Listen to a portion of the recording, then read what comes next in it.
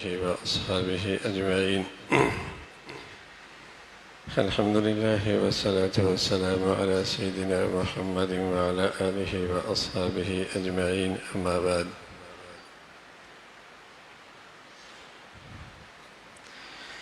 اللہ کے نبی صلی اللہ علیہ وسلم کی گھریلو زندگی اور مبارک زندگی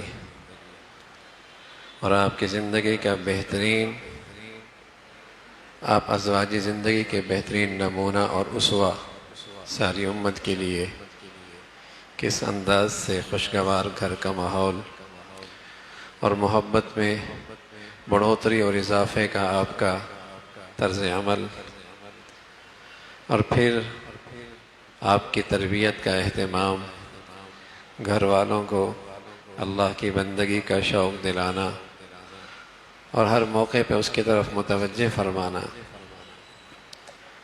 اور ایک پہلو اور ہے زندگی کا جو ہر گھر کا مسئلہ ہوتا ہے، اور چونکہ اللہ کے نبی نے امت کے لیے اس میں بھی نمونہ بننا تھا، تو آپ کے گھر کے اندر بھی وہ حالات پیش آئے، اور وہ ہیں گھریلو مشکلات. آپ علیہ الصلاۃ والسلام نے ان مشکلات سے کس انداز سے معاملہ فرمایا، اس مشکلات میں آپ کا کیا طرز عمل رہا، کیا آپ نے تدبیر اختیار کی. تو اس سلسلے میں ایک بات کل عرض کی تھی، اور آج ایک دوسرا پہلو ہے آپ کے گھر کا کہ اللہ کے نبی کی ازواج نے آپ علیہ الصلاۃ والسلام سے اقتصادی معاملے میں بات فرمائی. یعنی آپ کا یہ گھریلو معاملہ جس کا تعلق اقتصادی معاملے سے، خرچہ، اخراجات، اور یہ معاملہ بھی بڑا اہم ہے کہ اللہ کے نبی صلی اللہ علیہ وسلم کی خدمت میں خواتین تشریف لائیں، ازواج تشریف لائیں، اور مطالبہ فرمایا کہ ہمارے خرچے میں کچھ اضافہ فرما دیں. اب وہ چیز اللہ کے نبی صلی اللہ علیہ وسلم کے اس وقت گنجائش نہیں تھی، تو آپ نے اس موقع پہ جو سب سے پہلا کام کیا وہ آپ نے اس پر خاموشی اختیار کی، چشم پوشی.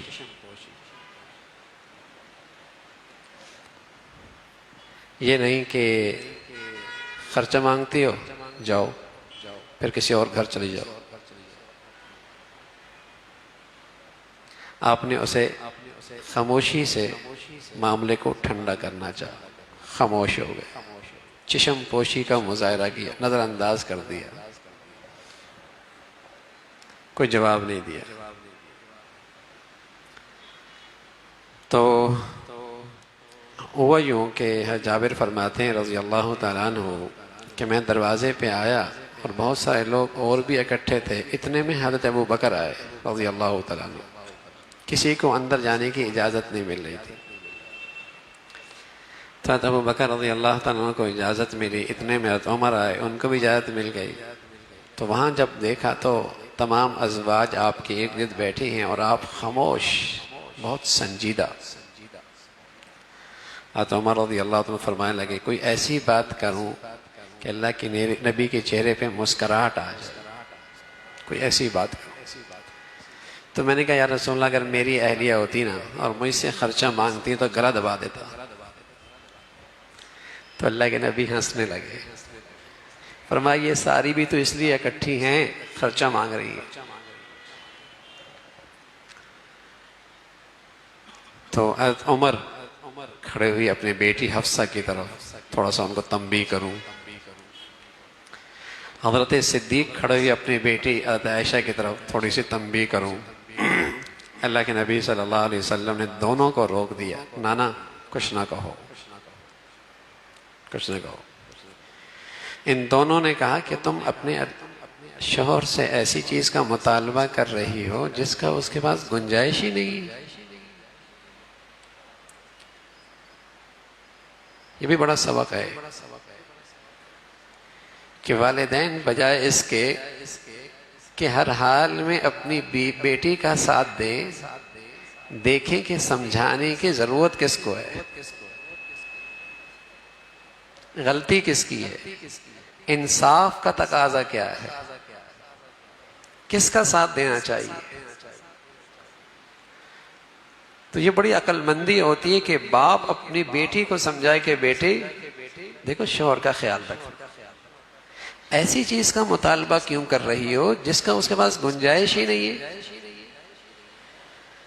اور یہ عام طور پہ جب بچی ایسی گھر سے آئے جو خوشحال گھرانہ ہو اور آگے شوہر ایسے گھرانے سے ہو جہاں وہاں خوشحالی نہ ہو تو مسائل بڑے کھڑے ہو جاتے ہیں۔ اب اس کے مطالبے اور خواہشات ایسی ہیں جو اس گھر میں اس کے لیے شوہر کے لیے پورا کرنا مشکل ہے۔ اگر بیوی اس موقع پہ ساتھ نہ دے تو شوہر غلط رویے غلط راستوں پہ چل پڑتا ہے، حرام کماتا ہے، ناجائز راستے دیکھتا ہے، سود لیتا ہے، رشوت لیتا ہے، کسی کا نہ حق مار لیتا ہے۔ اس نے خواہشات پوری کرنی ہے نا۔ تو ایسے موقع پہ عورت کا وظیفہ یہ ہے کہ وہ ایسی چیز کا مطالبہ نہ کرے۔ اور پھر سعادت مند ماں باپ بیٹی کو سمجھا رہے تم ایسی چیز کا مطالبہ کر کیوں رہی ہو جس کے اللہ کے نبی صلی اللہ علیہ وسلم کے پاس گنجائش ہی نہیں ہے۔ سمجھا رہے، انہیں تلقین کر رہے، انہیں ہدایت دے رہے ہیں۔ تو ایک تو اللہ کے نبی صلی اللہ علیہ وسلم نے خاموشی اختیار کی، دوسرا یہ کہ والد نے اپنی بیٹیوں کو سمجھایا، تیسرا کیا کیا، تیسرا اللہ کے نبی صلی اللہ علیہ وسلم نے دونوں والدین کو روک دیا کہ مار پیٹ مسئلے کا حل نہیں ہے، بس آپ انہیں سمجھا دیں، ترغیب دے دیں، مار پیٹ مسئلے کا حل نہیں ہے۔ ایک تو یہ کیا، دوسرا اتنے میں قرآن کی آیت آ گئی، یا ایھا النبی قل لازواجک ان کنتن تردن الحیاۃ الدنیا وزینتها فتعالین امتعکن واسرحکن سراحا جمیلا وان کنتن تردن اللہ ورسولہ والدار الآخرہ فإن اللہ اعد للمحسنات منکن اجرا عظیما۔ یہ آیت آ گئی، گھر کی اس مشکل میں یہ ایک اور ہدایت آ گئی۔ اللہ کے نبی صلی اللہ علیہ وسلم نے عائشہ کو بلایا کہ عائشہ ایک بات تم سے کہتا ہوں، اور جلدی نہ کرنا، اپنے ابا سے بھی مشورہ کر لینا۔ سبحان اللہ، اب تو یہاں دونوں کو جلدی ہوتی ہے نا، اس کو بھی جلدی ہوتی ہے، یوں نہ کیا طلاق دے دوں گا، ایسا نہ کیا تو چھوڑ دوں گا، یوں نہ کیا تو بس میرے گھر میں نہیں رہنا، اس کو بھی جلدی ہوتی ہے، اور ادھر سے اس کو بھی بڑی جلدی ہوتی ہے، میں جا رہی ہوں، میرا اس گھر میں کیا کام۔ دونوں کو جلدی ہے، اب مرد طلاق دینے میں جلدی کر رہا ہے، عورت خلع لینے میں جلدی کر رہی ہے۔ وہ ادھر خلع لینے میں پیچھے نہیں ہے، اب وہ بھی جلدی میں اور یہ بھی جلدی میں۔ ہمارے ہاں تو بات بات پہ دھمکی ہے نا طلاق کی، بات بات پہ دھمکی ہے نا خلع لینے کی، بات بات پہ، جیسے یہ مذاق ہے، کوئی جیسے کوئی بات ہی نہیں ہے۔ تو اتنے میں قرآن کی آیت آ گئی، تو حضور علیہ الصلوۃ والسلام نے فرمایا ہم تم سے ایک بات کہتے ہیں اور جلدی نہ کرنا، اپنے ابا سے مشورہ بھی کر لینا۔ کیا یا رسول اللہ کیا بات ہے؟ آپ نے یہ آیت سنا دی، اس کا مضمون بتا دیا کہ تمہیں یہ اختیار ہے۔ دیکھو اللہ کے نبی صلی اللہ علیہ وسلم نے غصہ نہیں کیا، ان کے اس مطالبے پہ ڈانٹا نہیں، ان مطالبے پر دھمکی نہیں دی، عزت نفس مجروح نہیں کی، ذلیل نہیں کیا، کوئی اور تہمت نہیں لگائی، بد زبانی کا طعنہ نہیں دیا، کچھ نہیں کیا۔ پہلے چشم پوشی کی، خاموشی اختیار کی۔ بہت سارے جھگڑے گھر کے تو اسی سے ختم ہو جاتے ہیں، جب وہ غصے میں تو میاں تم صبر کر لو نا، اور جب یہ غصے میں تو تم صبر کر لو.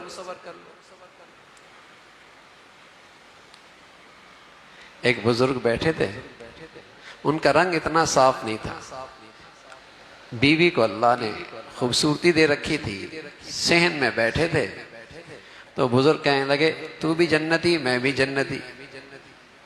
تو اس کا مزاج موڈ اس وقت اچھا نہیں تھا، کہا میری قسمت کھوٹی، تو میری زندگی میں آ گیا، جنتی تو، تجھے حور پری مل گئی. اس نے کہا نہیں، تو مجھے دیکھتی ہے نا صبر کرتی ہے، میں تجھے دیکھتا ہوں نا شکر کرتا ہوں، صبر والا بھی جنتی، شکر والا بھی جنتی. تو کبھی یہ صبر کرتی تھی یہ شکر کرتا تھا، کبھی یہ صبر کرتا تھا یہ شکر کرتی تھی. زندگی کی گاڑی بڑی خوشگوار انداز سے چلتی رہتی تھی.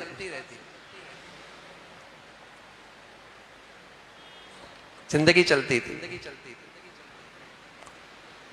تو یہاں اللہ کے نبی صلی اللہ علیہ وسلم نے عزت نفس مجروح نہیں کی، ذلیل نہیں کیا، کوئی طنز اور تنقید نہیں کی، کوئی تانا نہیں دیا. ہاں شریعت کے مطابق ایک فیصلہ کیا کہ دیکھو میرے گھر میں گنجائش اتنی ہی ہے، اس سے آگے میرے گھر میں گنجائش نہیں ہے. اب تمہیں اختیار ہے، ہمارے پاس رہنا چاہتی ہو بہت اچھا، اپنے گھر جانا چاہتی ہو بہت اچھا، ہم تمہیں بہت اچھے طریقے سے رخصت کر دیں گے، میرے گھر میں گنجائش اتنی ہے. اور جلدی نہ کرنا، ابا سے مشورہ بھی کر لے. عائشہ فرمانے لگے یا رسول اللہ غلطی ہو گئی، ابا سے مشورہ آپ کے بارے میں کروں گی، میں آپ کے بارے میں ابا سے مشورہ کروں گی، یہ نہیں ہو سکتا. مجھے کچھ نہیں چاہیے، مجھے اللہ چاہیے، اللہ کا رسول چاہیے، مجھے صرف آخرت چاہیے. میں آپ کے بارے میں ابا سے نہیں مشورہ کرتی، آپ سے بڑھ کر میرا کوئی نہیں.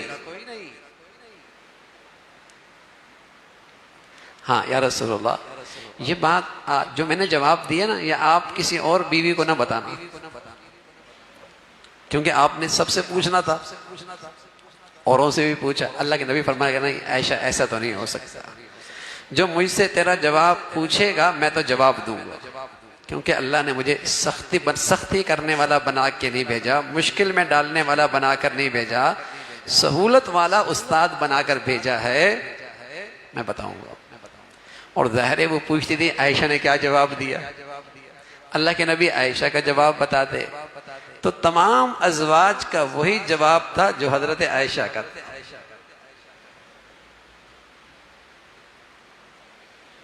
تو کتنی بڑی اقتصادی مشکل آئی گھر میں،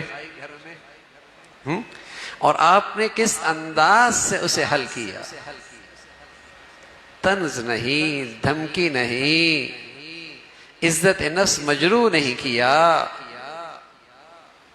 بڑے حوصلے سے، تحمل سے، برداشت سے خاموشی اختیار کی. اور جو دوسری شریعت کی رہنمائی تھی کہ بھائی تمہارے پاس گنجائش ہی نہیں ہے اور اس کے لیے اس حال میں گزارا کرنا مشکل ہے، تو اسے موقع دے دو نا، اسے اختیار دے دو، اختیار دے دو. یہاں رہنا چاہتی ہے بہت اچھا، نہیں رہنا چاہتی تب بھی بہت اچھا. تو اللہ کے نبی صلی اللہ علیہ وسلم نے اس انداز سے اپنے اس گھر کی یہ مشکل دور فرمائی، یہ اختیار دے کر. دوسرا معاملہ کیا پیش آیا گھر میں؟ سوکنوں میں ہوتا ہے سوکنوں میں. اللہ کے نبی صلی اللہ علیہ وسلم عصر کی نماز کے بعد اپنی ازواج کے پاس جایا کرتے تھے. تو حضرت زینب بنت جاش رضی اللہ تعالیٰ عنہا وہ آپ کو شہد کا پانی پلایا کرتے تھے، اور اس خیال سے کہ آپ کا میرے ساتھ بیٹھنا کچھ زیادہ ہو جائے. اب وہاں تھوڑی دیر بیٹھتے، شہد کا پانی پی کے آتے. اب ان دونوں نے حفصہ رضی اللہ تعالیٰ عنہ نے طے کیا کہ اللہ کے نبی صلی اللہ علیہ وسلم کے لیے ہم کچھ ہیلا کرتے ہیں کہ آپ کا وہاں بیٹھنا تھوڑا ہو. تو ایسا کرتے ہیں کہ ایک درخت ہے مزافیر، اس کی بو اچھی نہیں ہے، تو آج اللہ کے نبی صلی اللہ علیہ وسلم آئیں گے تو ہم کہیں گے آپ کے منہ سے اس کی بو آ رہی ہے، اور آپ بو سے سخت نفرت کرتے تھے، بو آپ سے برداشت نہیں تھی۔ آئے، ایک نے بھی کہا، دوسرے نے بھی کہا، تو اللہ کے نبی صلی اللہ علیہ وسلم فرمایا میں نے تو زینب کے ہاں شہد پیا ہے، ایسی کوئی چیز تو نہیں۔ کہا یا رسول اللہ یہ بو آ رہی ہے، تو آپ نے قسم کھا لی کہ آئندہ میں شہد استعمال نہیں کروں، شہد استعمال نہیں۔ تو قرآن کی آیت آ گئی، یا ایھا النبی لم تحرم ما احل اللہ لک، جو اللہ نے حلال کیا ہے آپ اسے حرام کیسے قرار دیتے؟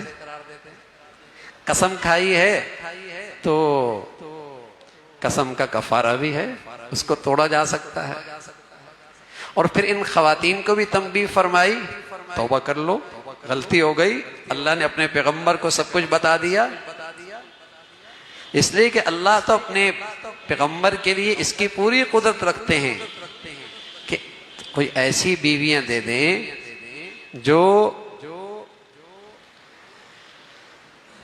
مؤمنات ہوں، ایمان والی ہوں، فرما بردار ہوں، توبہ کرنے والی ہوں، عبادت کرنے والی ہوں، روزہ رکھنے والی ہوں، اور عورتوں کا بھی انتخاب ہو سکتا ہے۔ تو اللہ کے نبی صلی اللہ علیہ وسلم نے ان دونوں چیزوں کو سامنے رکھ کر کیا کیا؟ کچھ دنوں کے لیے اپنے گھر کے بلائی خانے میں تشریف لے گئے، اور بات مشہور ہو گئی کہ آپ نے اپنی بیویوں کو طلاق دے دی۔ ایک دن نہیں، 2 دن نہیں، 1 ہفتہ نہیں، 2 دن ہفتے نہیں، 3 ہفتے، تقریباً 29 دن تک۔